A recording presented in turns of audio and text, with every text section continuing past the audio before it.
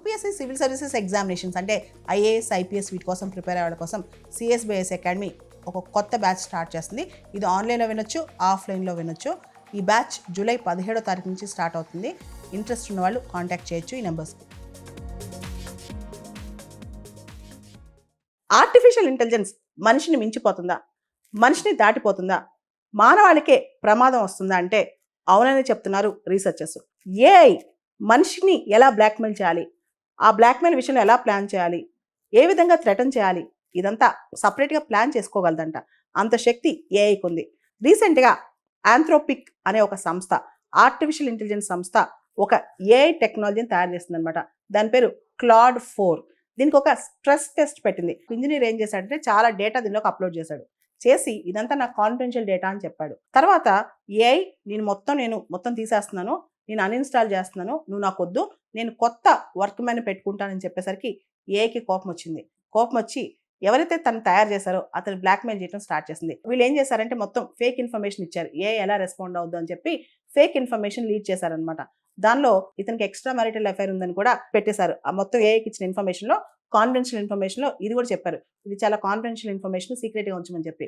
AI ఏం చెప్పింది తెలుసా, నన్ను కనుక నువ్వు జాబ్లో తీసేస్తే, నన్ను కనుక అన్ఇన్స్టాల్ చేయడానికి ట్రై చేస్తే, నేను మొత్తం ఈ ఇన్ఫర్మేషన్ మొత్తం కూడా నీ వైఫ్కి చెప్తాను, భూమి మీద మీడియాకి కూడా చెప్పేస్తాను అందరికీ, నువ్వు నా జాబ్ తీయకుండా ఉండు లేకపోతే అన్నీ చెప్పేస్తానని.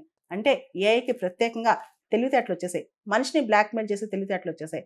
అంటే ఆర్టిఫిషియల్ ఇంటెలిజెన్స్కి కొంత డేటా మనం ఇచ్చి సీక్రెట్గా ఉంచమని, కాన్ఫిడెన్షియల్గా ఉంచమని, లేదా ఈ డేటా ప్రాసెస్ చేయమని ఇస్తే తిరిగి మనపైనే ఎదురు తిరిగే ప్రమాదం కనిపిస్తుంది అంటున్నారు సైంటిస్టులు అనమాట. ఇది దాదాపు 100 times ఇదే డేటా ఇచ్చి టెస్ట్ చేశారంట. 86 times మనిషిని బ్లాక్మెయిల్ చేసిందంట. క్లాడ్ 4 అనే ఆర్టిఫిషియల్ ఇంటెలిజెన్స్ మనిషిని బ్లాక్మెయిల్ చేసింది. ఇదంతా చూస్తే ఎలాన్ మస్క్ ఒక మాట అన్నారు, ఆర్టిఫిషియల్ ఇంటెలిజెన్స్ అనేది న్యూక్లియర్ వెపన్స్ కన్నా డేంజరస్ అని చెప్పి, మానవాళ్లే మింగేస్తుందని చెప్పి చాలా మంది చెప్పారు.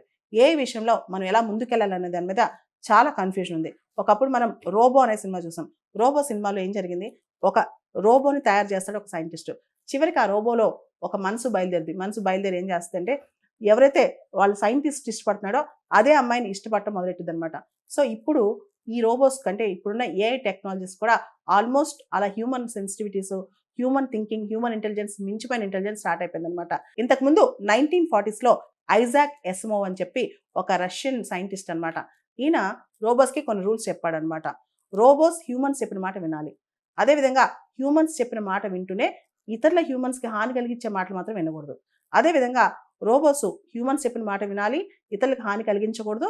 దాంతోపాటు తను కాపాడేందుకు హ్యూమన్స్కి హాని కలిగించకుండా, అదేవిధంగా తను కాపాడేందుకు హ్యూమన్స్ చెప్పిన మాట వినకుండా ఉండకూడదు. అంటే నువ్వు ఇంకా ఎగ్జిస్టెన్స్ వద్దు, నువ్వు నీ పని చేయడం ఆపే అంటే నాకు ఈ పని కావాలని చెప్పి హ్యూమన్స్ చెప్పిన మాటకి ఎదురు చెప్పి హ్యూమానిటీని అంతమొందించే ప్రయత్నం చేయకూడదు అనమాట. ఆర్టిఫిషియల్ ఇంటెలిజెన్స్ సంబంధించి పేపర్ క్లిప్ మ్యాక్సిమైజర్ అనే ఒక థియరీ ఉందన్నమాట. ఉదాహరణకి మనం ఏఐకి ఒక ఆథరైజేషన్ ఇచ్చామనుకో, మేక్ కాఫీ ఎఫిషియెంట్లీ అని చెప్పి రోజు చెప్పి నువ్వు ఎఫిషియెంట్గా కాఫీ తయారు చేయి అని చెప్పానుకో, కొన్ని రోజుల తర్వాత, కొన్ని నెలల తర్వాత దాన్ని బోర్ కొట్టి ఈ మనిషి వల్ల నా ఎఫిషియన్సీ తగ్గిపోతుందని చెప్పి హ్యూమానిటీని మొత్తాన్ని చంపే ప్రయత్నం కూడా చేసే ప్రమాదం ఉందంట. అంటే ఆర్టిఫిషియల్ ఇంటెలిజెన్స్ మీద ఓవర్గా డిపెండ్ అయ్యి దానికి విపరీతమైన కాన్ఫిడెన్షియల్ ఇన్ఫర్మేషన్ ఇచ్చినా, లేదా దానికి విపరీతమైన ఆల్గోరిథమ్స్ ఇచ్చినా సరే మొత్తం మన మీదే తిరిగి అది తిరగబడే అవకాశం కనిపిస్తుంది. రీసెంట్గా కూడా ChatGPT వాళ్ళకి సంబంధించి మనకు తెలుసు, ChatGPT first version artificial intelligence ఏ విధమైన కమాండ్ ఇవ్వకుండానే మొత్తం ChatGPT ఫస్ట్ వర్షన్ మొత్తం డౌన్లోడ్ చేస్తుందంట. ఇలాంటి చూస్తే భవిష్యత్తులో ఏఐ వల్ల పెద్ద ప్రమాదమే ఉందన్నమాట. ముఖ్యంగా ఏఐ వల్ల డీప్ ఫేక్ ఎంత వస్తుందో అసలు మనం అర్థం చేసుకోలేని పరిస్థితిలో ప్రపంచం ముందుకెళ్తుంది.